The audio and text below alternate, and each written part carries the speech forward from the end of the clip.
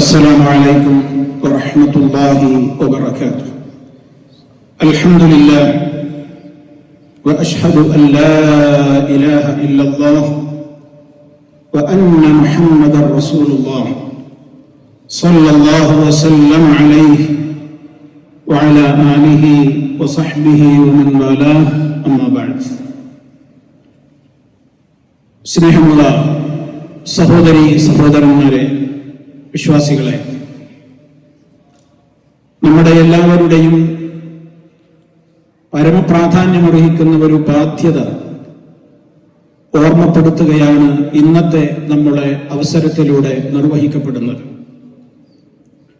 മനുഷ്യരായ നമ്മുടെ എല്ലാവരുടെയും കടമയാണ് യഥാർത്ഥമായ വിശ്വാസവും സൽക്കർമ്മങ്ങളും പഠിക്കുകയും മനസ്സിലാക്കുകയും ചെയ്യുക എന്നതിനോടൊപ്പം തന്നെ അതിലേക്ക് മറ്റുള്ളവരെ ക്ഷണിക്കുക, മറ്റുള്ളവരിൽ കാണുന്ന അപാകതകളെ, പോരായ്മകളെ ഗുണകാംക്ഷയോടുകൂടി തിരുത്തിക്കൊടുക്കുക എന്നുള്ള ബാധ്യതയും കൂടി നമുക്കെല്ലാവർക്കുമുണ്ട്.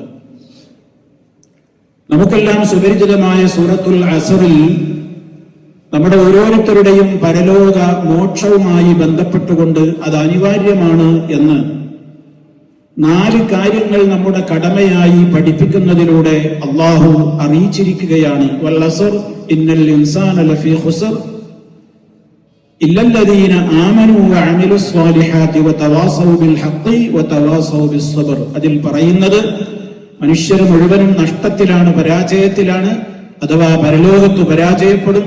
ആ പരാജയത്തിന്റെ പടുകുഴിയിൽ നിന്ന് രക്ഷപ്പെട്ട് സ്വർഗത്തിൽ എത്തണമെങ്കിൽ 4 ഗുണങ്ങൾ നമ്മളിൽ എല്ലാവരിലും ഉണ്ടാകണം. അതിൽ ഒന്നാമത്തത് കറകളഞ്ഞ ഈമാനാണ്. രണ്ടാമത്തേത് അതിനനുസൃതമായ നിലക്കുള്ള സൽക്കർമ്മങ്ങൾ നമ്മുടെ ജീവിതത്തിൽ പതിവാക്കലാണ്. മൂന്നാമത്തത് ഹഖ് കൊണ്ട് ഉപദേശിക്കലാണ്. നാം മനസ്സിലാക്കിയ ആ സൽക്കർമ്മങ്ങൾ, സത്യവിശ്വാസം, അതൊക്കെ നമ്മുടെ മനസ്സിൽ കൊണ്ടു നടക്കാൻ മാത്രമുള്ളതല്ല, അത് അറിവില്ലാത്തവർക്ക് എത്തിച്ചു കൊടുക്കുക എന്നുള്ളത് നമ്മുടെ കടമയാണ്. അതിന് വിരുദ്ധം ചെയ്യുന്നവരെ തിരുത്തി കൊടുക്കുക എന്നുള്ളത് നമ്മുടെ കടമയാണ്. ആ മാർഗം കുറച്ച് പ്രയാസകരമാണ്, പക്ഷേ അവിടെ സഹിക്കുവാനും ക്ഷമിക്കുവാനും സാധിക്കുക എന്നുള്ളതും നമ്മുടെ കടമയാണ്. ഈ 4 കടമകളും നിർവഹിക്കുന്നവർക്ക് സ്വർഗത്തിലെത്താൻ സാധിക്കുകയുള്ളൂ എന്ന് അല്ലാഹു സുബ്ഹാനഹു വ തആല കാലഘട്ടത്തിന്റെ ചരിത്രങ്ങളെ മുഴുവനും സാക്ഷി നിർത്തിക്കൊണ്ട് നമ്മോട് അറിയിച്ചിരിക്കുകയാണ്. അവ വിഷയം നിസ്സാരമല്ല. എന്റെ ബഹുമാന്യ ശ്രോതാക്കൾ മനസ്സിലാക്കണം, ഈ വിഷയം നിസ്സാരമല്ല. നമ്മൾ നിസ്കരിക്കുന്നത് പോലെ, നമ്മൾ നോമ്പെടുക്കുന്നു, നമ്മൾ സക്കാത്ത് കൊടുക്കുന്നു, നമ്മൾ ഹജ്ജ് ചെയ്യുന്നു, ഞാൻ നല്ല നിലക്ക് ജീവിക്കുന്നു എന്നത് മാത്രമായില്ല. അതിലേക്ക് മറ്റുള്ളവരെ, അതറിയാത്തവരെ അതിലേക്ക് ക്ഷണിക്കാനും അവർക്കതിന്റെ മാഹാത്മ്യം പറഞ്ഞു പഠിപ്പിക്കാനും അവരിൽ കാണുന്ന ന്യൂനതകളെ തിരുത്തിക്കൊടുക്കുക എന്ന കടമ കൂടി നമുക്കുണ്ട് എന്നാണ് നമ്മൾ മനസ്സിലാക്കിയിരിക്കേണ്ടത്. പരിശുദ്ധ ഖുർആനിൽ പല സ്ഥലങ്ങളിലായി അതിന്റെ പ്രാധാന്യം പഠിപ്പിച്ചിരുന്നിരിക്കുകയാണ്. സൂറത്തു തൗബയിൽ അല്ലാഹു തആല നല്ലവരായ ആളുകളെ, അവരുടെ ബാധ്യതകൾ നിർവഹിക്കുന്ന ആളുകളെ കുറിച്ച് പറഞ്ഞിടത്ത് 8-9 അവരുടെ സ്വഭാവങ്ങൾ എണ്ണി പറയുന്നുണ്ട്. അത്താഇബൂനൽ ആബിദൂനൽ ഹാമിദൂനസ് സായിഊന അർറാകിഊനസ് സാജിദൂനൽ ആമിറൂന ബിൽ മഅറൂഫി വന്നാഹൂന അനിൽ മുൻകരി വൽ ഹാഫിളൂന ലിഹുദൂദില്ലാഹ്. 8-9 കാര്യങ്ങൾ പറഞ്ഞു. എല്ലാം ഞാൻ വിശദീകരിക്കുന്നില്ല, നമ്മുടെ വിഷയവുമായി കണക്റ്റഡ് ആയത് മാത്രം പറയാണ്. അതിൽ പറഞ്ഞ ഒരു ഗുണം എന്താണ്? അവർ അൽ ആമിറൂന ബിൽ മഅറൂഫി വന്നാഹൂന അനിൽ മുൻകരി എന്നാണ്. നല്ല കാര്യങ്ങൾ കൊണ്ടവർ സമൂഹത്തോട് കൽപ്പിക്കും. നല്ല കാര്യങ്ങൾ ചെയ്യുമ്പോൾ അവരും കൂടിക്കൊടുക്കും, പ്രോത്സാഹിപ്പിക്കും, അതിന് പിന്തുണ നൽകും. അതേ അവസരത്തിൽ തിന്മകൾ കണ്ടാൽ അവർ അതിനെ തടയും, തിന്മകൾ കണ്ടാൽ അവർ അതിനെ പ്രതികരിക്കും. ഇത് വിശ്വാസികളുടെ സ്വഭാവമാണ്, നിർബന്ധമാണത്. ഓരോരുത്തർക്കും നൽകപ്പെട്ട അറിവിന്റെയും സാഹചര്യത്തിന്റെയും സന്ദർഭത്തിന്റെയും ഒക്കെ ഏറ്റക്കുറച്ചിലുകൾക്കനുസരിച്ച് അവനിലുള്ള ബാധ്യതകളുടെ ഏറ്റക്കുറച്ചിലുകളും കൂടും എന്നുള്ളതല്ലാതെ, കുറയും എന്നുള്ളതല്ലാതെ, എല്ലാവർക്കും ഇത് തത്വത്തിൽ നിർബന്ധമായ ഒരു കാര്യമാണ് എന്ന കാര്യത്തിൽ നമുക്ക് സംശയം വേണ്ടതില്ല. മുസ്തഫ സല്ലല്ലാഹു അലൈഹി വസല്ലം പഠിപ്പിച്ചു, നിങ്ങളിൽ ഒരാൾ വെറുക്കപ്പെട്ട ഒരു കാര്യം സമൂഹത്തിൽ കണ്ടു കഴിഞ്ഞാൽ അതിനെ കൈകൊണ്ട് തടയണം. കൈകൊണ്ട് തടയാൻ അധികാരമുള്ളയിടത്താണ് അതിന് സാധ്യമാവുക. എനിക്ക് എന്റെ കുടുംബത്തിൽ എന്റെ അധികാരമുള്ളയിടത്ത്, എന്റെ കൈ കൊണ്ട് തടയാവുന്നിടത്ത് എനിക്കത് പറ്റും. പക്ഷെ അത് എല്ലാ സ്ഥലങ്ങളിലേക്കും അത് ബാധകമാവില്ല. എന്റെ അയൽപക്ക വീടിൽ അല്ലെങ്കിൽ മറ്റൊരു വീട്ടിൽ എന്തെങ്കിലും തിന്മകൾ നടക്കുന്നുണ്ടെങ്കിൽ എന്റെ വീട്ടിൽ അത് നിർത്തൽ ചെയ്യാൻ ഞാൻ പ്രതികരിക്കുന്നത് പോലെയുള്ള പ്രതികരണം എന്റെ അയൽ വീട്ടിൽ എനിക്ക് സാധിക്കില്ല. കാരണം അവിടെ എനിക്ക് അധികാരമില്ല. എന്റെ മക്കളിൽ കാണുന്ന തിന്മകളെ ഞാൻ മാറ്റുവാൻ ശ്രമിക്കുന്ന അതേ ശൈലിയിൽ മറ്റൊരാളുടെ മോനിലോ മോളിലോ കാണുന്ന തിന്മകളെ അത് മാറ്റുവാനും പ്രതികരിക്കാനും എനിക്ക് കഴിയില്ല. കാരണം അത് എന്റെ പരിധിക്ക് പുറത്താണ്. അപ്പൊ അതിന് ഓരോ വ്യത്യാസ കാറ്റഗറി, ഓരോ പ്രത്യേകമായ സന്ദർഭങ്ങളാണ് മുത്ത് മുസ്തഫ ഇതിൽ വളരെ വ്യക്തമായി തന്നെ പഠിപ്പിച്ചു തരികയാണ്. നിങ്ങളിൽ ഒരാൾ വെറുക്കപ്പെട്ട ഒരു കാര്യം കണ്ടു കഴിഞ്ഞാൽ തടയൽ നിർബന്ധമാണ്, പ്രതികരണശേഷി വേണം, പ്രതികരിക്കൽ നിർബന്ധമാണ്. അതിന് 3 വഴി പറയാണ്. ആ 3 വഴികളും അത് ഓരോരുത്തരുടെയും സാഹചര്യങ്ങൾക്കനുസരിച്ച് മാറിക്കൊണ്ടിരിക്കും. ഒന്നാമത്തെ പ്രതികരണ വഴി മാർഗം എന്താ പറഞ്ഞത്? കൈകൊണ്ട് തടയാനാണ്. അത് ഞാൻ പറഞ്ഞു, അധികാരമുള്ളിടത്ത് അധികാരികൾക്കേ പറ്റുള്ളൂ എന്നുള്ളത്. അതിന് സാധ്യമല്ലെങ്കിൽ നാവ് കൊണ്ട് അതിനെ പ്രതിരോധിക്കണം, ഉപദേശിക്കണം, അതിനെതിരെ സംസാരിക്കണം, അതിന്റെ വശങ്ങൾ പറഞ്ഞു മനസ്സിലാക്കി കൊടുക്കണം. അതിനും കഴിയാത്ത ഇടങ്ങളുണ്ടാകും. അതിനും സാധ്യമല്ലെങ്കിലോ ഹൃദയം കൊണ്ട് വെറുത്തോളണം. അതിലേക്ക് പിന്തുണ കൊടുക്കരുത്, അവിടെ ഇരിക്കണ്ട, അതുമായി സഹകരിക്കണ്ട, വിട്ടുമാറിപ്പോയിക്കൊള്ളുക. അതും കൂടി ചെയ്യുവാനുള്ള ഒരു മാനസികാവസ്ഥ ഒരാളിൽ നഷ്ടപ്പെട്ടു കഴിഞ്ഞാൽ പിന്നെ അവനിൽ ഈമാനിൽ നിന്ന് കടുക് തരി പോലും ബാക്കിയില്ല എന്നാണ് മുഹമ്മദ് മുസ്തഫ സല്ലല്ലാഹു അലൈഹി വസല്ലം പറയുന്നത്. അപ്പൊ സമൂഹത്തിൽ എന്ത് വേണമെങ്കിൽ നടന്നോട്ടെ, അതൊക്കെ എന്തും അങ്ങനെ നടന്നോട്ടെ. ഞാൻ നിസ്കരിച്ചാ പോരെ, ഞാൻ നോമ്പോറ്റാ പോരെ, നീ എന്തിനാ വേറുള്ളവരെ കാര്യം നോക്കുന്നത്, നീ എന്തിനാ മറ്റുള്ളവരെ നന്നാക്കാൻ നോക്കുന്നത്, അങ്ങനെ നിന്നോട് അങ്ങനെ ബാധ്യത ആരാ ഏൽപ്പിച്ചിട്ടുള്ളത് എന്നൊക്കെ ചോദിക്കുന്ന രക്ഷിതാക്കളും ബന്ധപ്പെട്ടവരും ഒക്കെ ഓർക്കണം, അങ്ങനെ ബാധ്യത ഉണ്ട്. അത് അല്ലാഹു പറഞ്ഞതാ. നമ്മുടെ സൃഷ്ടാവായ നമുക്ക് ഓക്സിജൻ തരുന്ന, വെള്ളം തരുന്ന, ഭക്ഷണം തരുന്ന, അന്നം തരുന്ന, വേണ്ടതൊക്കെ വേണ്ട സമയത്ത് നമുക്ക് നൽകി പരിപാലിച്ചു പോരുന്ന റബ്ബുൽ ആലമീനിന്റെ കൽപ്പനയാണത്. ആ റബ്ബിന്റെ വഴി കിട്ടുന്ന മുഹമ്മദ് മുസ്തഫ സല്ലല്ലാഹു അലൈഹി വസല്ലമിന്റെ നിർദ്ദേശമാണത്. അപ്പൊ അത് നമ്മുടെ കടമയാണ്. ആ കടമ നിർവഹിക്കാത്ത പക്ഷം ദുആ ചെയ്തിട്ട് ഉത്തരം കിട്ടാത്ത അവസ്ഥയുടെ ആ ഒരു സ്ഥിതിയിലേക്ക് പോലും മനുഷ്യൻ അധപ്പതിച്ചു പോകുമെന്നാണ്. തിന്മകൾ സമൂഹത്തിൽ പ്രചരിക്കുന്നത് കണ്ടിട്ട് അതിനെതിരെ കാമ എന്ന് പ്രതികരിക്കാനുള്ള പ്രതികരണശേഷി നഷ്ടപ്പെട്ടാൽ അത്തരത്തിലുള്ള ഒരു സമുദായത്തിലെ ആളുകൾ അല്ലാഹുവേ രക്ഷിക്കണേ എന്ന് പ്രാർത്ഥിച്ചിട്ട് പോലും ഫലമുണ്ടാവുകയില്ല. എങ്ങനെ ഉത്തരം കിട്ടാനാണ് എന്നാണ്. കാരണം റബ്ബിനോട് നിർവഹിക്കേണ്ട കടമയിൽ വീഴ്ച വരുത്തിയവരോട് റബ്ബ് ഇങ്ങോട്ടും അവരുടെ കാര്യം അവഗണിച്ചു കളയുമെന്ന അർത്ഥത്തിലാണ് മുഹമ്മദ് മുസ്തഫ സല്ലല്ലാഹു അലൈഹി വസല്ലം പഠിപ്പിച്ചിട്ടുള്ളത്. ഇത്രയും കാര്യങ്ങൾ ഞാൻ എന്നെയും നിങ്ങളെയും ഓർമ്മപ്പെടുത്തിയത് ഒരു നന്മയെ പ്രോത്സാഹിപ്പിക്കലും തിന്മക്കെതിരെ പ്രതികരിക്കലും ആവുന്ന വിധത്തിൽ അതിനെതിരെ പ്രതികരിക്കുക എന്നുള്ളതും നമ്മളൊന്നും വിചാരിച്ചതുപോലെ ഒരു നിസ്സാര കാര്യമല്ല. അത് നമ്മിൽ നിർബന്ധമായ ഒരു കർത്തവ്യമാണ്. പരലോക കോടതിയിൽ അതിനെക്കുറിച്ച് നമ്മോട് ചോദ്യമുണ്ടാകും. അതെല്ലാവരും മനസ്സിലാക്കും. അപ്പൊ ഞാൻ എന്ന വ്യക്തി, എനിക്കൊരു കുടുംബമുണ്ടാകും. എന്റെ കുടുംബമാണ് എന്റെ അധികാരത്തിലുള്ള ആദ്യത്തെ യൂണിറ്റ്. അവിടെയാണ് എന്റെ അധികാരം. എന്റെ വീട്ടിൽ, എന്റെ കുടുംബാംഗങ്ങളിൽ എനിക്ക് അധികാരമുണ്ട്. ആ അധികാരത്തെ സംബന്ധിച്ച് നാളെ മഹ്ശറിൽ അത് ഞാൻ ദുർവിനിയോഗം ചെയ്തുവോ നേർമാർഗത്തിൽ വിനിയോഗിച്ചുവോ എന്ന ചോദ്യമുണ്ടാകും. കുല്ലുക്കും റായിൻ, നിങ്ങളെല്ലാവരും നേതൃത്വത്തിലിരിക്കുന്നവരാണ്, അധികാരികളാണ്. അതുകൊണ്ട് തന്നെ വകുല്ലുക്കും മസ്ഊലുൻ അൻ റഇയതിഹി, തന്റെ കീഴിലുള്ള ആളുകളെ കുറിച്ചൊക്കെ നാളെ മഹ്ശറിൽ ചോദ്യമുണ്ടാകും. അതെന്റെ അധികാരം എത്ര വിശാലാണോ, എത്രത്തോളം എനിക്ക് അധികാരമുണ്ട്, വീട്ടിൽ മാത്രമല്ല പുറത്തുണ്ട്, രാജ്യത്തൊക്കെ ഉണ്ട്, അതിനനുസരിച്ച് അവിടെ ചോദ്യം കൂടും. എന്നിട്ട് പറഞ്ഞു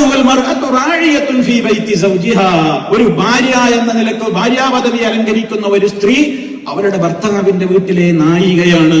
അവൾക്ക് ചില കടമകളുണ്ട്, അവർക്ക് ചില കടപ്പാടുകളുണ്ട്, ഒരു ഭർത്താവിന് കടമയുണ്ട്. എന്നിട്ട് പറഞ്ഞു എല്ലാരോടും ചോദിക്കും, എല്ലാവരോടും അവരുടേതായ കടമകൾ നിർവഹിച്ചോ എന്ന ചോദ്യം ഉണ്ടാകും. അതുകൊണ്ട് സഹോദരങ്ങളെ, ഇത് ഇസ്ലാമികമായിട്ടുള്ള നമ്മുടെ കടമയാണ്. അപ്പൊ മനുഷ്യരിൽ എല്ലാവരും അപാകതകൾ ഉണ്ടാവും. ഈ അപാകതകൾ തിരുത്തി കൊടുക്കുന്നതാണ് പ്രയാസമുള്ള സംഗതി. നന്മ കൽപ്പിക്കുക എന്നുള്ളത് വലിയൊരു പ്രയാസമൊന്നും പലപ്പോഴും ഉണ്ടാക്കൂല. പക്ഷെ ജനങ്ങളിൽ കാണുന്ന തിന്മകളെ എതിർക്കുമ്പോൾ ജനങ്ങൾക്കത് പലപ്പോഴും ഇഷ്ടാവില്ല. അതുകൊണ്ട് തന്നെ നമ്മൾ അവിടെ ചില ഹിക്മത്തുകൾ സ്വീകരിക്കേണ്ടതുണ്ട്. നബി സല്ലല്ലാഹു അലൈഹി വസല്ലം നമുക്ക് പഠിപ്പിച്ചു തരാണ്, കുല്ലു ബനി ആദം ഖത്താ, കുല്ലു ബനി ആദം ഖത്താ. മനുഷ്യപുത്രന്മാരെല്ലാവരും തെറ്റുകൾ സംഭവിക്കുന്നവരാണ്. മനുഷ്യരാണ്, മനുഷ്യരിൽ അബദ്ധങ്ങൾ ഉണ്ടാവും. നമ്മൾ ആരും നബിമാരല്ല. നബിമാർക്ക് റബ്ബിന്റെ പ്രത്യേക പ്രൊട്ടക്ഷൻ ഉള്ളതുകൊണ്ട് അവരിൽ നിന്ന് തെറ്റുകൾ സംഭവിക്കൂല. നമ്മളാരും മലക്കുകളുമല്ല. മലക്കുകളെ സംബന്ധിച്ചിടത്തോളം അവർക്ക് തെറ്റ് ചെയ്യുക എന്നുള്ളത് അവരുടെ പ്രകൃതിയാ തന്നെ സാധ്യമല്ല. അതുകൊണ്ട് അവരിൽ നിന്നും തെറ്റുകൾ സംഭവിക്കൂല. നമ്മൾ അതിൽ നിന്ന് വ്യത്യസ്തമായിട്ടുള്ള മനുഷ്യരാണ്. മനുഷ്യരിൽ അപാകതകളും അബദ്ധങ്ങളൊക്കെ സ്വാഭാവികമാണെന്ന് മുഹമ്മദ് മുസ്തഫ. അതേ അവസരത്തിൽ വഖൈറുൽ ഖത്താഈൻ അത്തവ്വാബൂൻ, എന്തെങ്കിലും അബദ്ധങ്ങൾ സംഭവിച്ചു പോയാൽ അബദ്ധങ്ങൾ സംഭവിക്കുന്നവരിൽ ഏറ്റവും ഉത്തമൻ ആരാണ്? ഏതായാലും പറ്റിപ്പോയില്ലേ, ഇനി അങ്ങ് കുളിച്ചു കയറാം, ഇനി ഇങ്ങനെ തന്നെയാണ് മുന്നോട്ട് പോകാം എന്ന് ശഠിച്ചു നിൽക്കുന്ന ദുശാഠ്യക്കാരനല്ല. മറിച്ച് പറ്റിപ്പോയ അഴുക്ക് കഴുകിക്കളഞ്ഞ് ശുദ്ധീകരണത്തിന്റെ പാത തേടുന്ന, യഥാർത്ഥത്തിലുള്ള പശ്ചാത്താപത്തിന്റെ വഴി തേടുന്നവരാണ് പാപികളിൽ ഏറ്റവും ഉത്തമന്മാരെന്ന് നബി സല്ലല്ലാഹു അലൈഹി വസല്ലം. ഇനി പറയാൻ പോകുന്ന ചില കാര്യങ്ങൾ നമ്മൾ പ്രത്യേകം ശ്രദ്ധിക്കണം. ഒരാളിൽ കാണുന്ന തിന്മകളെ നമ്മൾ തടയണമെന്ന് പറഞ്ഞല്ലോ. തിന്മകൾ തടയുന്നിടത്ത് നബി സല്ലല്ലാഹു അലൈഹി വസല്ലം തന്നെയാണ് നമ്മുടെ റോൾ മോഡൽ. എല്ലാ കാര്യത്തിലും അങ്ങനെയാണല്ലോ. അവിടെ നിന്നാണല്ലോ നമ്മുടെ ഉസ്വത്തുൻ ഹസന, അത്യുന്നതമായ മാതൃക അവിടുത്തെ ജീവിതം തന്നെയാണല്ലോ. അപ്പൊ അവിടുന്ന് തിന്മകൾ തടയുന്നിടത്ത് ഒരാളിൽ നിന്ന് ഒരു അബദ്ധം സംഭവിച്ചു കഴിഞ്ഞാൽ നമ്മൾ അയാളോട് പ്രതികരിക്കുന്നതിന്റെ മുമ്പ് നമ്മൾ ഒരു കാര്യം, പ്രധാനമായി ചില കാര്യങ്ങൾ ശ്രദ്ധിക്കേണ്ടതുണ്ട്. ഒന്ന്, അയാൾക്ക് വല്ലതും പറയാനുള്ള ഉദറുകൾ ഉണ്ടെങ്കിൽ ആ ഉദറുകൾ കേൾക്കാൻ നമ്മൾ സന്നദ്ധരാവണം. എന്താ ഇങ്ങനെ ഒന്ന് സംഭവിച്ചത്? അപ്പൊ അയാൾ പറയും, എന്റെ അറിവുകൊണ്ടാണ്, അല്ലെങ്കിൽ ഇങ്ങനെ സംഭവിച്ചു പോയതാണ്, അല്ലെങ്കിൽ എന്തെങ്കിലും അദ്ദേഹം കാരണങ്ങൾ പറയണം. ആ കാരണങ്ങൾ പറഞ്ഞ് എനിക്ക് അധികാരം ഉണ്ടാവട്ടെ ഇല്ലാതിരിക്കട്ടെ. നമ്മളൊരാളോട് അയാള് നേരെ ഷൗട്ട് ചെയ്യലല്ല, അയാൾ ചെയ്ത സാഹചര്യം എന്താണ് അയാൾക്ക് വല്ലതും പറയാനുണ്ടോ അത് കേട്ട് നിൽക്കണം. എന്നിട്ടോ അയാൾ പറയുന്നത് അംഗീകരിച്ചു കൊടുക്കണം. മനുഷ്യരല്ലേ, അയാൾക്ക് അബദ്ധം പറ്റിയതായും അയാൾക്ക് എന്താ ഉദറ് പറയാനുണ്ടോ? അപ്പൊ അയാൾ നുണ പറയാണെങ്കിലോ അത് അല്ലാഹു നോക്കിക്കോളുന്നു. ആനായ നബി സല്ലല്ലാഹു അലൈഹി വസല്ലമിന്റെ കാലത്തുണ്ടായ പ്രമാദമായ പ്രസിദ്ധമായ ഒരു സംഭവമായിരുന്നു തബൂക്ക് യുദ്ധം. ആ തബൂക്ക് യുദ്ധം നടക്കുന്നത് വലിയ ഉഷ്ണത്തിന്റെ സന്ദർഭത്തിലാണ്. അക്കാലഘട്ടത്തിലാണ് അറേബ്യൻ രാജ്യങ്ങളിൽ വിളവുകൾ, ഈത്തപ്പഴമൊക്കെ നന്നായി കൊലകൾ പറിച്ചെടുക്കുന്ന നേരമാണ്. നല്ല ചൂടുമാണ്, ആരും പുറത്തു പോകാൻ ഇഷ്ടപ്പെടൂല, നാടുവിടാൻ ഇഷ്ടപ്പെടാത്ത കാലമാണ്. ആ സമയത്ത് തബൂക്കിലേക്ക് യുദ്ധത്തിന് പോകാൻ വേണ്ടി മുത്തു മുസ്തഫ സഹാബിമാരോട് ആഹ്വാനം ചെയ്തപ്പോ കുറെ ആളുകളൊക്കെ പോയി, കുറെ ആൾക്കാരൊന്നും പോയില്ല. പല കാരണങ്ങൾ പറഞ്ഞ് വീട്ടിലിരുന്നു. ആ കൂട്ടത്തിൽ ശുദ്ധഗതിക്കാരായ 2-3 സഹാബിമാരും പെട്ടു. അവര് പിന്നെ പോകൂലെന്ന് വിചാരിച്ചിട്ടല്ല, പോണെന്ന് വിചാരിച്ചു. അങ്ങനെ ഉണ്ടല്ലോ, പോകാന്ന് വിചാരിച്ചു. പക്ഷെ അവര് ഒരു അമാന്തിച്ചു നിന്നു. പിന്നെ ആവാലോ എന്നിങ്ങനെ ചിന്തിച്ചു. ആ പിന്നെ ആവാം എന്ന ചിന്ത പിന്നെ അവർക്ക് സാധിച്ചില്ല. എല്ലാരും പോയി. പിന്നെ ദിവസം കഴിഞ്ഞപ്പോ പിന്നെ വിചാരിച്ചു, ഇനിയിപ്പോ പോയിട്ടെന്താ, ഇനി അവിടെ പോയിട്ട് കാര്യമില്ല, നബി സഹാബിമാരൊക്കെ യുദ്ധത്തിൽ ഏർപ്പെട്ടു, ഇനിയിപ്പൊക്കെ തിരിച്ചു വരും, ഇപ്പൊ പോയിട്ടെന്താ കാര്യം എന്ന് വിചാരിച്ച് ഈ 3 ആളും അവസാനം എന്ത് ചെയ്തില്ല, അവരും ഈ നാട്ടിൽ നിന്ന പോലെയുള്ള ആളുകളുടെ കൂടെ അവരും നിന്നു. അവർക്കും ചുരുക്കി പറഞ്ഞാൽ പോകാൻ സാധിച്ചില്ല. നബി സല്ലല്ലാഹു അലൈഹി വസല്ലമിന് ഒരു പതിവുണ്ട്. യുദ്ധം യാത്രയൊക്കെ കഴിഞ്ഞ് വന്ന മദീനത്തെ പള്ളിയിൽ നിന്ന് സുബഹിസ്കാരം കഴിഞ്ഞാൽ ജനങ്ങളുടെ നേരെ തിരിഞ്ഞിരുന്നിട്ട് ഓരോരുത്തരോടും വിവരങ്ങളും കാര്യങ്ങളും ഒക്കെ അന്വേഷിക്കും. ആ കൂട്ടത്തിൽ യുദ്ധത്തിന് പോകാത്ത ആളുകളെ ഓരോരുത്തരെയായി വിളിച്ചു. എന്താ നിങ്ങളെ കാരണം, എന്തുകൊണ്ട് പങ്കെടുത്തില്ല എന്ന് ചോദിച്ചു. ഓരോരുത്തർ വന്ന് ഓരോ എക്സ്ക്യൂസുകൾ ഇങ്ങനെ പറഞ്ഞു. നമ്മളെ വീട്ടിൽ ആളുണ്ടായില്ല, അങ്ങനെയാണ് പല പ്രശ്നങ്ങൾ, അതിൽ കളവ് പറയുന്നവരൊക്കെ ഉണ്ട്. നബി സല്ലല്ലാഹു അലൈഹി വസല്ലം അവര് പറഞ്ഞ കാര്യങ്ങളെ മുഖവിലൊക്കെ എടുത്തു. പലപ്പോഴും നബിക്ക് സംശയം ഉണ്ടായിരുന്നു. പല ആളുകളെ കുറിച്ചും പിന്നീട് അല്ലാഹു തആല അത് അറിയിച്ചു കൊടുത്തിട്ടുണ്ട്, ആ പറഞ്ഞത് കളവായിരുന്നു. അതേ അവസരത്തിൽ അങ്ങനെ ഓരോരുത്തർ 10-80ഓളം ആളുകൾ അങ്ങനെ ഓരോ കാരണങ്ങൾ പറഞ്ഞു. നബി അവരായിക്കോട്ടെ പറഞ്ഞു പൊയ്ക്കോളി എന്നൊക്കെ പറഞ്ഞു അവരെ പിരിച്ചു വിട്ടു. പിന്നെ 3 ആള് ബാക്കിയുണ്ട്. അതിലൊരാളാണ് കഅബ് റളിയല്ലാഹു അൻഹു, ഹിലാൽ റളിയല്ലാഹു അൻഹു, അതുപോലെ തന്നെ മുറാറത്ത് റളിയല്ലാഹു അൻഹു. 2-3 സഹാബിമാര് ശുദ്ധഗതിക്കാരാണ്, പോണമെന്ന് നല്ല താല്പര്യത്തോടെ ഇരുന്നവരാണ്. അവർക്ക് ആ നേരത്തെ പറഞ്ഞ ഈ സംഭവം പറ്റിയത്. അങ്ങനെ നബി സല്ലല്ലാഹു അലൈഹി വസല്ലമിന്റെ അടുക്കൽ കഅബ് വന്നപ്പോൾ അല്ലാഹുവിന്റെ റസൂൽ ഒരു ദേഷ്യപ്പെടുന്ന നിലക്കുള്ള ഒരു ചിരിയാ ചിരിച്ചത് എന്നാണ് കഅബ് റളിയല്ലാഹു അൻഹു തന്റെ അനുഭവം പറയുന്നത്. മുത്തു മുസ്തഫ ഒന്ന് ചിരിച്ചു. ആ ചിരി ഒരു സുഖമുള്ള ചിരിയായിരുന്നില്ല, ദേഷ്യം പിടിച്ച ചിരിയായിരുന്നു എന്നാണ്. എന്താ കഅബേ സംഭവിച്ചത് എന്ന് ചോദിച്ചു. അദ്ദേഹം പറഞ്ഞു, അല്ലാഹുവിന്റെ റസൂലേ, എനിക്ക് മറ്റുള്ളവരൊക്കെ നിങ്ങളോട് പലതും പറഞ്ഞു, നിങ്ങൾ അവരൊക്കെ വിട്ടല്ലോ, അതേപോലെ പറഞ്ഞാൽ നിങ്ങൾ എന്നെ വിടുകയൊക്കെ ചെയ്യും. പക്ഷെ എന്റെ മനസ്സാക്ഷി അതിനെ സമ്മതിക്കുന്നില്ല. ഇവിടുന്നാണ് പറഞ്ഞ് രക്ഷപ്പെട്ടാൽ ഞാൻ രക്ഷപ്പെടൂലല്ലോ. അതുകൊണ്ട് സത്യം പറയട്ടെ നബിയെ, എനിക്ക് പോരാൻ പറ്റിയിട്ടില്ല, വേറെ കാരണമൊന്നുമില്ല. അള്ളാഹുവിന്റെ റസൂൽ സല്ലല്ലാഹു അലൈഹി വസല്ലം കഅബ് റളിയല്ലാഹു അൻഹുവിനോട് മാത്രം ഇപ്രകാരം പറഞ്ഞു, അമ്മാ അൻത ഫസദഖത, നിന്റെ കാര്യം നീ സത്യം പറഞ്ഞിട്ടുണ്ട്, പക്ഷെ ഇതിന്റെ കാര്യത്തിൽ എനിക്ക് തീരുമാനമൊന്നും എടുക്കാൻ പറ്റൂല, റബ്ബിലേക്ക് വിടുകയാണ്, റബ്ബിന്റെ ഓർഡറാണ്, പൊയ്ക്കോ. അവിടെ നിന്നിട്ട് 40ഓളം ദിവസമാണ് മദീന മുഴുവൻ അദ്ദേഹവുമായിട്ട് നിസ്സഹകരണം പ്രഖ്യാപിച്ചത്. മുണ്ടിയില്ല, ഒരാളും മുണ്ടൂല, തിരിഞ്ഞു നോക്കൂല, സലാം പറഞ്ഞാൽ മടക്കൂല. കഅബ റളിയല്ലാഹു അൻഹു ആകെ ഒറ്റപ്പെട്ട അവസ്ഥയിൽ. അപ്പോഴാ അദ്ദേഹം അറിയണതിന്റെ കൂടെ വേറെ 2 ആൾക്കാരുണ്ട്, ഹിലാലുണ്ട്, മുറാറത്തുണ്ട് റളിയല്ലാഹു അൻഹുമാ. നബി സല്ലല്ലാഹു അലൈഹി വസല്ലം പറഞ്ഞ കാരണമൊക്കെ സ്വീകരിച്ചു. പക്ഷെ എന്താണ്, വേറൊന്നും പറയണില്ല. ആയിക്കോട്ടെ എന്ന് പറഞ്ഞു വിട്ടു. പക്ഷെ റബ്ബിന്റെ കൽപ്പന ഉണ്ട് എന്ന് ഇവരെ 3 ആളെ കാര്യത്തില് അങ്ങനെ പറ്റൂല. നിസ്സഹകരണം പ്രഖ്യാപിച്ചു. ചുരുക്കി പറയണേ, അവർക്ക് 3 ആൾക്കുമെതിരെ മദീനയിൽ ആരും മിണ്ടരുത്, അവരുമായി ബന്ധപ്പെടരുത് എന്നുള്ള പല വിഷയത്തിലും അവരെ ആകെ ഒറ്റപ്പെട്ടൊരവസ്ഥയായി. അവസാനം അവരുടെ വിഷയത്തിൽ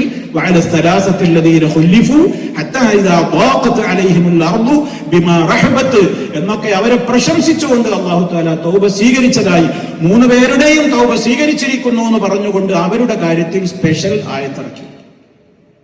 പറഞ്ഞു വരുന്നത് എന്താണ്, ഇവിടെ ഓരോരുത്തരും വന്ന എതിരുകൾ പറഞ്ഞപ്പോൾ നബി സല്ലല്ലാഹു അലൈഹി വസല്ലമന് ഓരോരുത്തരുടെ മനസ്സറിയില്ലല്ലോ. ഓരോരുത്തർ പറയുന്ന കളമറിയണവരുണ്ടാവും, അല്ലാത്തവരുണ്ടാവും. അതവിടെ സ്വീകരിച്ചു എന്നാണ്. ഓരോരുത്തരുടെ സാഹചര്യം അനുസരിച്ച് അപ്പൊ നബി സല്ലല്ലാഹു അലൈഹി വസല്ലം അവിടെ ഓരോരുത്തരെ ഷൗട്ട് ചെയ്യാനോ 80 ആളെയും വിചാരണ ചെയ്യാനോ ഒന്നും നിന്നില്ല. ഈ 3 ആളുടെ കാര്യത്തിൽ തന്നെ റബ്ബിന്റെ പ്രത്യേക വഴിയാണെന്ന് അവർക്കൊരു സഹകരണം. കാരണം അവർക്ക് ഷോക്ക് കൊടുത്താൽ നന്നാവണവരാണ്. ചില ആളുകൾക്ക് ഷോക്ക് ട്രീറ്റ്മെന്റ് കൊടുത്താൽ നന്നാവാത്തവരുണ്ടാവും. ഇവർക്ക് നന്നാവണവരാണ്. മാത്രല്ല മദീന മുഴുവനും എല്ലാ പാപികൾക്കും പറ്റാവുന്ന വിധത്തിലുള്ള വലിയ പശ്ചാത്താപം അവർ പശ്ചാത്തപിച്ച് നല്ല ഊതിക്കാച്ചിയ പൊന്നുകളായി മാറിയവർ ലോക മുസ്ലിമീങ്ങളെ ഖിയാമത്ത് നാൾ വരെ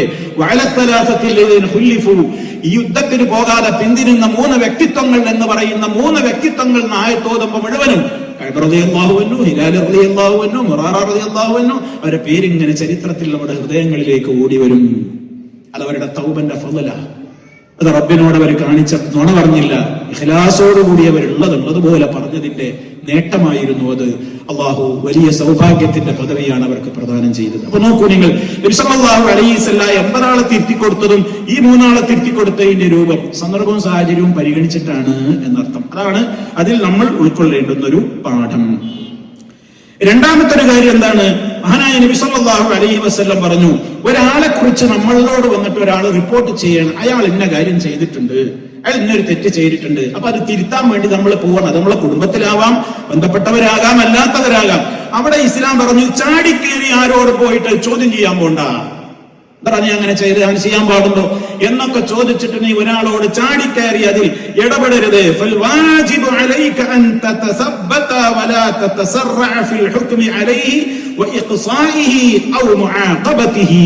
അതാവുന്ന മര്യാദ.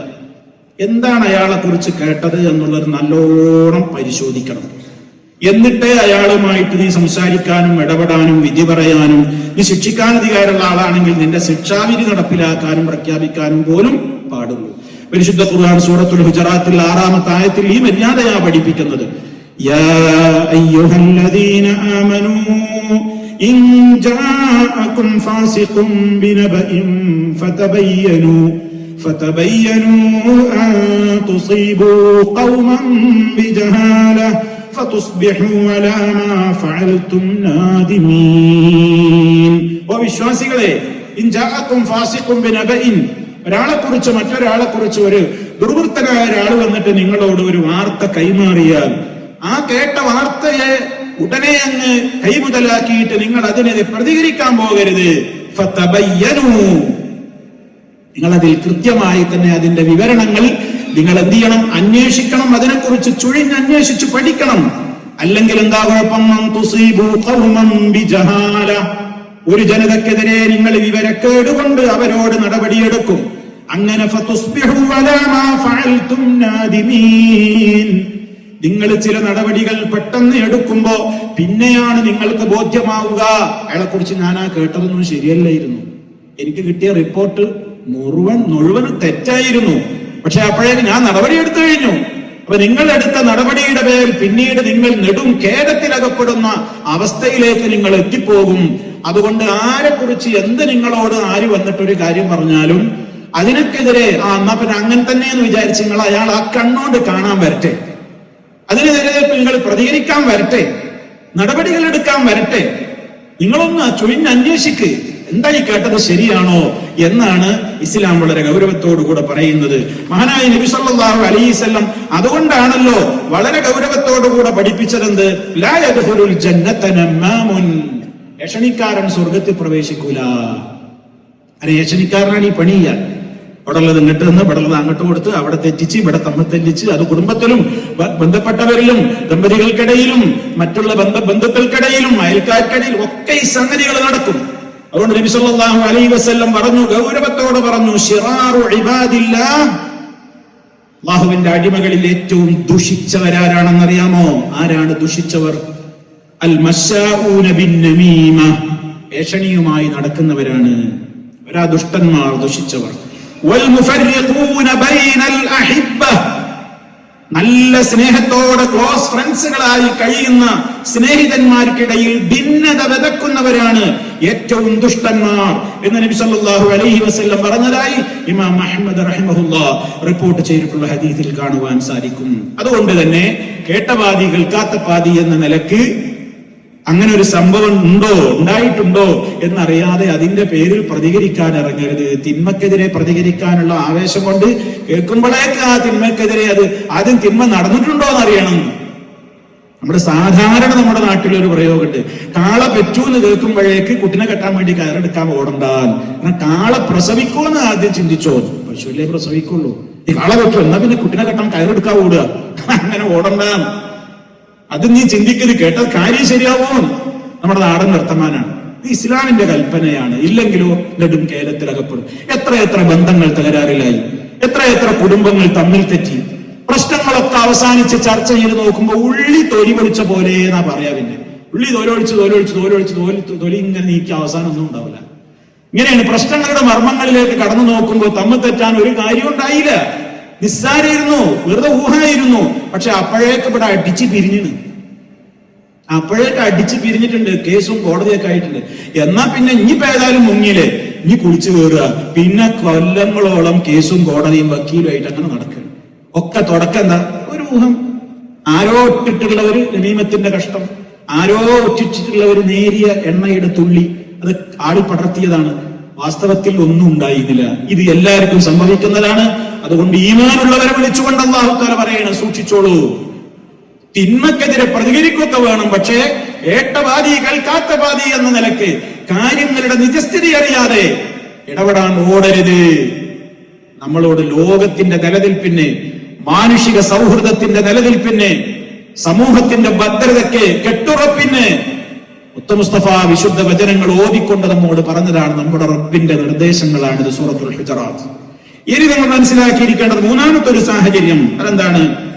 പ്രധാനപ്പെട്ട മറ്റൊരു കാര്യം എന്താണ്? ഓരോരുത്തരിലും കാണുന്ന അപാകതകളെ കാണുമ്പോൾ ഓരോരുത്തരുടെ ചില സാഹചര്യങ്ങൾ നമ്മൾ പരിഗണിക്കണം എന്നാണ്. ചിലപ്പോൾ ചില കുട്ടികളെ അടുത്തുനിന്നുണ്ടാവുന്ന അബദ്ധം, അത് കുട്ടിയാന്നുള്ള നിലക്ക് പരിഗണിക്കേണ്ടി വരും. അത് കുട്ടിയാണ്.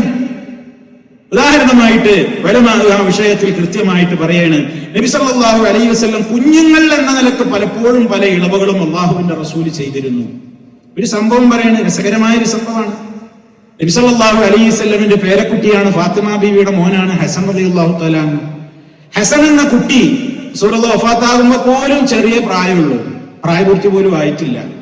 ആ ചെറിയ കുട്ടിയാണ് ഹസൻ.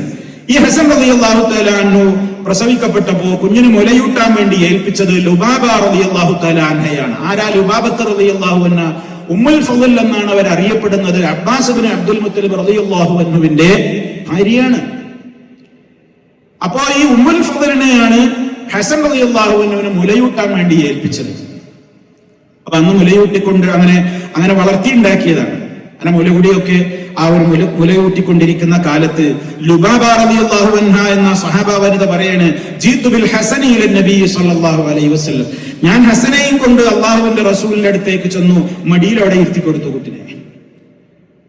ഫബാല, അള്ളാഹിന്റെ റസൂലിന്റെ വയറുമ്പിലേക്ക് കുട്ടിയാണ് മൂത്രമൊഴിച്ചു.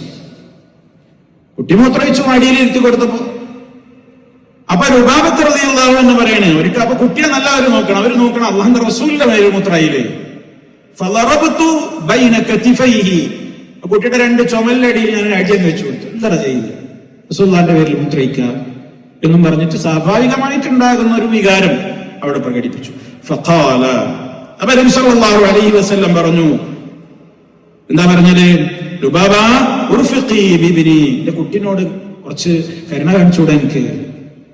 കുട്ടിനോടൊന്നും മാർദ്ദവത്തോടെ പെരുമാറൂ ലുബാബ, റഹിമക്കില്ല. അത് പറഞ്ഞപ്പോഴും പറയണോ നോക്ക്, റഹിമക്കില്ല, അള്ളാഹു നിന്നെ അനുഗ്രഹിക്കട്ടെ ലുബാബ, അള്ളാഹ് നിനക്ക് റഹ്മത്ത് ചെയ്യട്ടെ.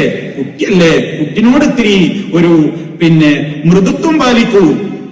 അസ്ലഹക്കില്ല, അള്ളാഹ് തന്നെ നന്നാക്കട്ടെ ലുബാബ. ഔജഅ്തിബിനി, എന്റെ മോനെ വേദനിപ്പിച്ചോ, കുട്ടിനെ വേദനിപ്പിച്ചോ നീ. അപ്പൊ നോക്കൂ, ഒരു കുട്ടി എന്നുള്ള നിലക്കുള്ള അവിടെ ഒരു കൺസെഷൻ, ഒരു പ്രത്യേകമായ ഒരു ആനുകൂല്യം അവിടെ നബി സല്ലല്ലാഹു അലൈഹി വസല്ലം നൽകുകയാണ്. അപ്പൊ അതുകൊണ്ട് എന്താ നമ്മൾ മനസ്സിലാക്കേണ്ടത്? ആ കാര്യത്തിൽ ഒരു കുട്ടിയല്ലേ, ആ കുട്ടി എന്നുള്ളതിൽ അത് കുട്ടിയുടെ ഒരു ഭാഗത്ത് നിന്ന് അത് പ്രായമാകുമ്പോൾ മാറിക്കോളും. അതേ അവസരത്തിൽ ഇതേ കുട്ടികളുടെ കാര്യം തന്നെ നബി സല്ലല്ലാഹു അലൈഹി വസല്ലം ഇതേ ഹസൻ റളിയല്ലാഹു അൻഹു കുട്ടിയായിരിക്കെ മദീനത്തെ മസ്ജിദിലേക്ക് മുട്ടുകുത്തി ഇങ്ങനെ എഴഞ്ഞു വരുമ്പോ മദീനത്തെ പള്ളിയിലൊരു മൂലയിൽ ഇങ്ങനെ കാരക്ക കൂട്ടിയിട്ടിട്ടുണ്ട്. സക്കാത്തിന്റെ കാരക്കയാണ്.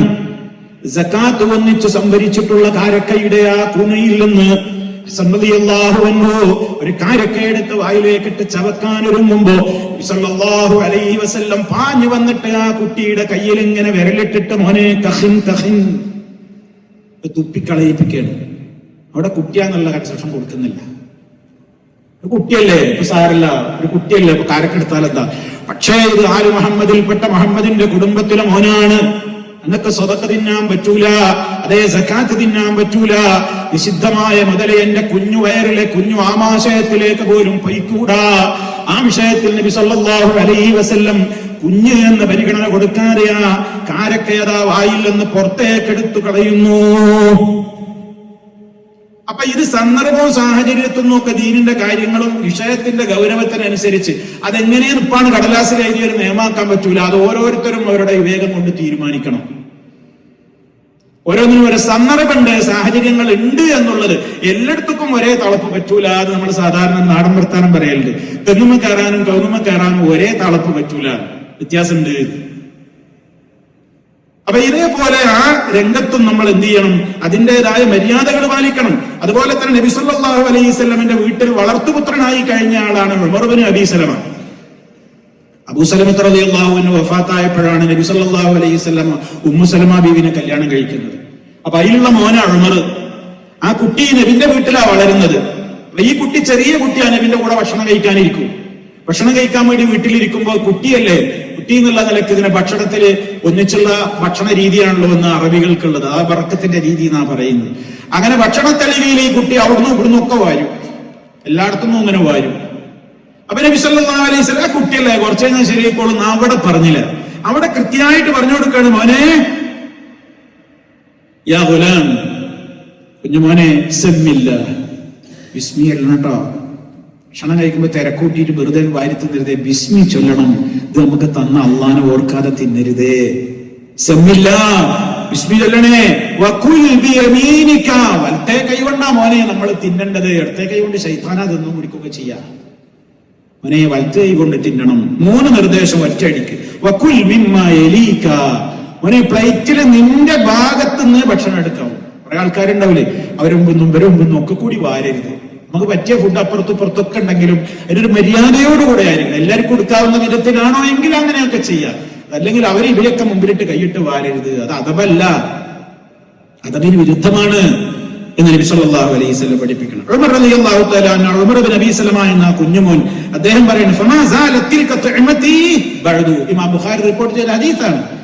അത് കേട്ടതിന്റെ ശേഷം പിന്നെ മരണം വരെ എന്റെ ഭക്ഷണ രീതി അങ്ങനെയായിരുന്നു. ഞാൻ ബിസ്മി അല്ലാതെ ഭക്ഷണം കഴിച്ചിട്ടില്ല, വലത്ത് കൈ കൊണ്ടല്ലാതെ ഭക്ഷണം കഴിച്ചിട്ടില്ല, കുടിച്ചിട്ടില്ല.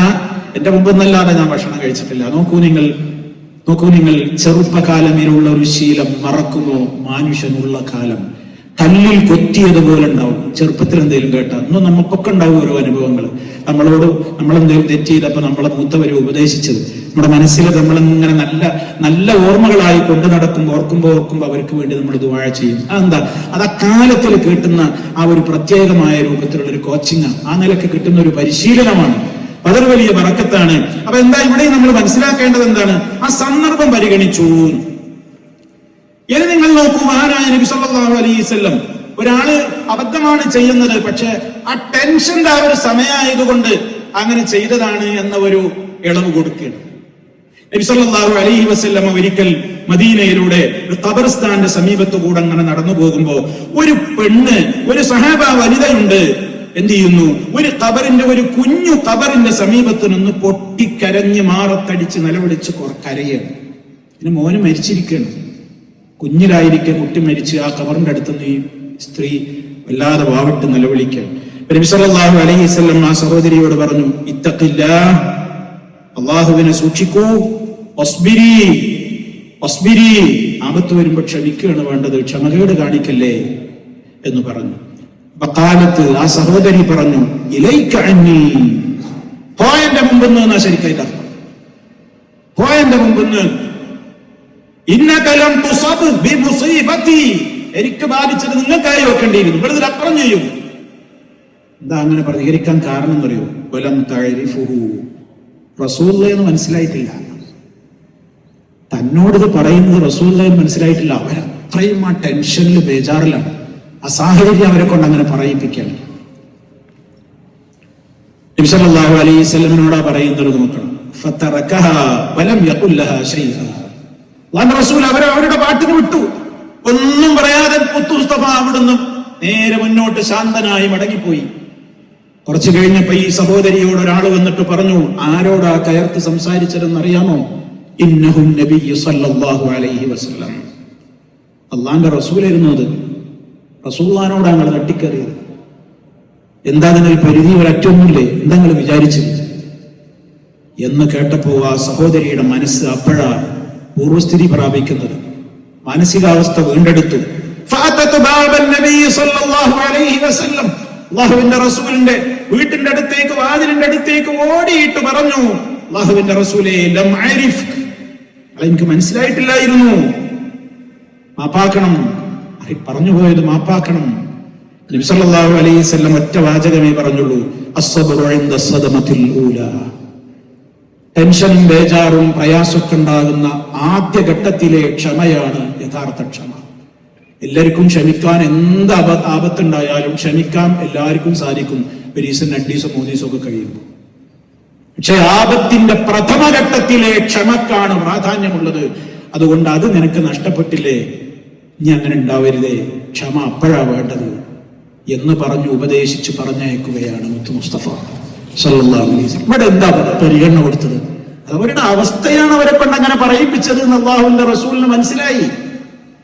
ഇതേപോലെ തന്നെ നിങ്ങൾ നോക്കൂ, ഒരു വിവരമില്ലാത്ത ഒരാളാണ് പഠിച്ച ആളും പഠിക്കാത്ത ആളും തമ്മിലുള്ള വ്യത്യാസം. നബി സല്ലല്ലാഹു അലൈഹി വസല്ലം സ്വഹാബത്തും മദീനത്തെ പള്ളിയിൽ ഇരിക്കുകയാണ്. അപ്പോ ഒരു അയറാബിന് കയറി വന്നു. അയറാബി എന്ന് പറഞ്ഞാൽ ഈ നാട്ടിൻപുറങ്ങളിൽ താമസിക്കുന്ന സംസ്കാരം ഒന്നും ഉണ്ടാവില്ല.